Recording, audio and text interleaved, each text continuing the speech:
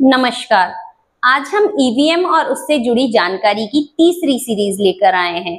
हमने ईवीएम और उसकी जानकारी की पहली सीरीज में आपको ईवीएम से जुड़ी जानकारियां दी थी और दूसरी सीरीज में स्ट्रांग रूम और काउंटिंग हॉल के बारे में बताया था। आखिर क्या होता है काउंटिंग हॉल और स्ट्रांग रूम? हमने अपने पिछले वीडियो में आपको ईवीएम में किस प्रकार वोटिंग सिस्टम होता है और मतदान के बाद कैसे ईवीएम मशीन को स्ट्रांग रूम और काउंटिंग हॉल में लाया जाता है की प्रक्रिया के बारे में बताया था। आज की वीडियो में हम मतगणना की प्रक्रिया को विस्तार से समझेंगे, लेकिन उससे पहले हम एक बार पिछली जानकारी के बारे में बात करेंगे।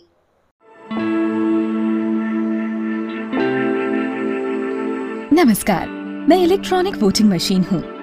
लोग मुझे ईवीएम भी कहते हैं। मैं हूँ वीवीपैट। मैं उस वोट को प्रिंट करता हूँ और उसे स्टोर भी करता हूँ। मैं दुनिया के सबसे बड़े लोकतंत्र की चुनावी प्रक्रिया को स्वतंत्र, निष्पक्ष और पारदर्शी बनाती हूँ। इसीलिए मैं हूँ भरोसे की मशीन, यानी ईवीएम। क्या होती है ईवीएम? ईवीएम का पूरा नाम इलेक्ट्रॉनिक वोटिंग मशीन है। जब पिछले समय में बैलेट पेपर पर इलेक्शन होते थे तो काफी पेपर वेस्ट हो जाता था और उसके साथ साथ समय भी काफी खर्च होता था। इन सब के बावजूद बूथ कैप्चरिंग काफी ज्यादा होती थी। इन सभी समस्याओं से निजात पाने के लिए चुनाव आयोग के प्रस्ताव पर 1889 में भारत की दो केंद्रीय एजेंसियों electronic commission of India limited और भारत इलेक्ट्रॉनिक्स लिमिटेड ने ईवीएम मशीन का निर्माण किया था। जैसा कि पिछले वीडियो में हमने बताया, ईवीएम से सबसे पहले इलेक्शन 1999 में गोवा विधानसभा का संपन्न हुआ था और उसके बाद आज तक सभी इलेक्शन ईवीएम पर ही होते आ रहे हैं। ईवीएम की सुरक्षा कैसे की जाती है? आपके मतों को सुरक्षित कैसे रखा जाता है? पोलिंग बूथ पर वोटिंग संपन्न होने के बाद ईवीएम मशीन को सीधे स्ट्रांग रूम में नहीं भेजा जाता। इसको पहले प्रिसाइडिंग ऑफिसर ईवीएम के वोटों के रिकॉर्ड का परीक्षण पोलिंग बूथ पर ही करता है और इसके सत्यापन की कॉपी राजनीतिक पार्टियों के एजेंट या जनप्रतिनिधि को दी जाती है।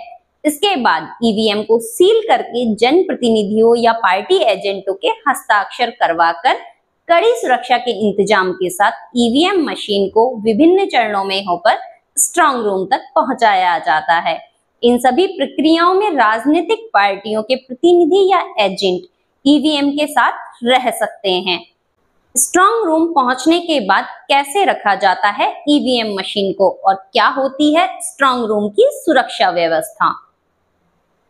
जब सारी ईवीएम स्ट्रांग रूम में आ जाती है तो स्ट्रांग रूम को सील कर दिया जाता है। राजनीतिक पार्टियों के प्रतिनिधि या एजेंट सीलिंग के समय स्ट्रांग रूम में उपस्थित रह सकते हैं, स्ट्रांग रूम की सुरक्षा व्यवस्था को चेक कर सकते हैं और उन्हें स्ट्रांग रूम पर अपनी तरफ से भी सील लगाने की अनुमति होती है। इसके साथ प्रत्याशियों को स्ट्रांग रूम की देखरेख की भी अनुमति होती है। स्ट्रांग रूम में 24/7 सीसीटीवी सर्विलेंस रहता है, जिसकी रिकॉर्डिंग या लाइव राजनीतिक पार्टियों के उम्मीदवार या एजेंट्स देख सकते हैं। स्ट्रांग रूम सील होने के बाद गिनती वाले दिन ही सुबह खोला जाता है और अगर विशेष परिस्थितियों में खोला भी जाए तो उसके लिए प्रत्याशियों की मौजूदगी अनिवार्य होती है। ईवीएम मशीन को स्ट्रांग रूम से काउंटिंग हॉल तक लाने की प्रक्रिया। आप सभी को पता है कि 4 तारीख को चुनावी नतीजा सामने आने जा रहा है। सभी के मन में यह प्रश्न आता होगा कि किस प्रकार इतनी बड़ी आबादी के मतदान की काउंटिंग एक दिन में की जा सकती है। इसे समझने से पहले हम यह जानेंगे कि किस प्रकार ईवीएम को स्ट्रांग रूम से काउंटिंग हॉल तक लाया जाता है। सबसे पहले जो स्ट्रांग रूम जनप्रतिनिधियों के सामने सील किया गया था, उसके गेट की सील को राजनीतिक पार्टियों के जनप्रतिनिधियों के सामने ही खोला जाएगा। फिर वहां सभी ईवीएम को विजुअली चेक किया जाएगा। स्ट्रांग रूम से काउंटिंग हॉल तक बैरिकेडिंग की जाती है, जिसमें सीसीटीवी कैमरा की कड़ी सुरक्षा के इंतजाम होते हैं। जब ईवीएम मशीन सुरक्षित काउंटिंग हॉल तक पहुंच जाती है तो मतगणना स्टार्ट करने से पहले भी एक बार फिर से इन्हें चेक किया जाता है और यह सुनिश्चित किया जाता है कि सुरक्षा में कोई कमी तो नहीं है। काउंटिंग हॉल में पारंपरिक तरीके से ही काउंटिंग की जाती है। विधानसभा और लोकसभा इलेक्शन में प्रत्येक विधानसभा के लिए एक राउंड में 14 टेबल्स होती हैं और चुनाव आयोग की गाइडलाइन के अनुसार एक हॉल में एक ही विधानसभा के लिए टेबल्स लगती है। जैसे विधानसभा इलेक्शंस की काउंटिंग के लिए सबसे पहले उस विधानसभा के बूथ क्रमांक 1 से 14 तक की काउंटिंग की जाती है, जिसको पहला राउंड कहते हैं। वहीं बात करें लोकसभा इलेक्शन की, तो माना उस लोकसभा इलेक्शन क्षेत्र में 8 विधानसभा क्षेत्र आते हैं, तो सभी विधानसभा क्षेत्र के बूथ क्रमांक 1 से बूथ क्रमांक 14 तक लिए जाएंगे। इसका मतलब है कि काउंटिंग के लिए 14 × 8 मीन्स 112 टेबल्स होंगी, जो कि 8 हॉल में होंगी। हर हॉल में रिटर्निंग ऑफिसर की टेबल एक्स्ट्रा लगती है और उन टेबल्स पर बूथ क्रमांक के अनुसार ईवीएम रखी जाती है तथा वहां जनप्रतिनिधियों के सामने ईवीएम्स की सील को चेक करवाया जाता है। इलेक्शंस के बाद बूथ पर बनाई गई रिपोर्ट्स के डाटा को भी मिलान किया जाता है। इसके लिए राजनीतिक पार्टियों के उम्मीदवार, प्रतिनिधि या एजेंट को यह सारी सूचना जानने का अधिकार होता है। उन्हें यह भी अधिकार होता है कि वे स्वयं भी टेबल पर जाकर के डाटा चेक कर सकते हैं। जब यह सारी सूचना जनप्रतिनिधियों या उनके एजेंट के द्वारा चेक कर ली जाती है, तो उनकी सहमति से आगे की कार्यवाही की जाती है। कंट्रोल यूनिट से रिजल्ट बटन दबाकर सभी उम्मीदवारों के वोट्स की जानकारी ले ली जाती है और इस जानकारी को राजनीतिक पार्टियों के एजेंट्स के साथ साझा कर लिया जाता है। इसी प्रकार बाकी की टेबल्स पर कार्यवाही चलती है और साथ ही उस काउंटिंग हॉल के रिटर्निंग ऑफिसर से सारी इंफॉर्मेशन शेयर की जाती है, जो इस इंफॉर्मेशन को चुनाव आयोग के साथ साझा करते हैं और फिर वह इंफॉर्मेशन पार्टी उम्मीदवार और मीडिया से साझा की जाती है।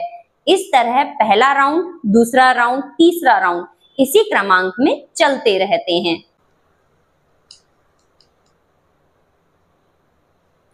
बीबीपीएटी से वोटों का मिलान भी किया जाता है।